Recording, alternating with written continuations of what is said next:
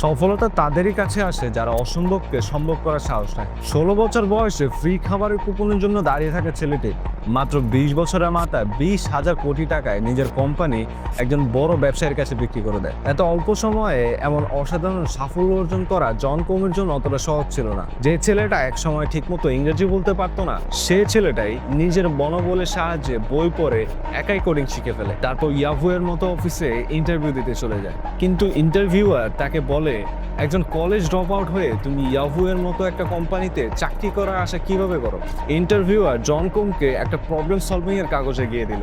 জন সেটা দেখলো এবং মাত্র 5 থেকে 10 সেকেন্ডের মধ্যে সেটা সমাধান করে ফেললো। ইন্টারভিউয়ার তার দিকে হা করে তাকিয়ে রইলো আর বলল, ওয়েলকাম টু ইয়াহু।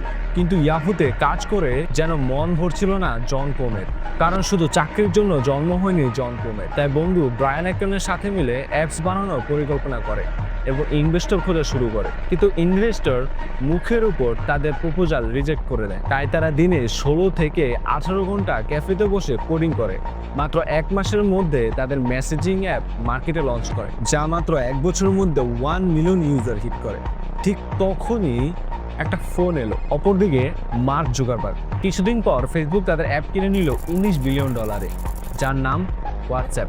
একসময় যে ছেলেরা খাবারের কুপন নিয়ে লাইনে দাঁড়িয়ে থাকতো, সেই বদলে দিল কোটি মানুষের জীবন। তোমার স্বপ্নকেও সবাই অবিশ্বাস করবে, কিন্তু তোমাকে নিজের উপর আত্মবিশ্বাস ধরে রেখে কাজ করে যেতে হবে।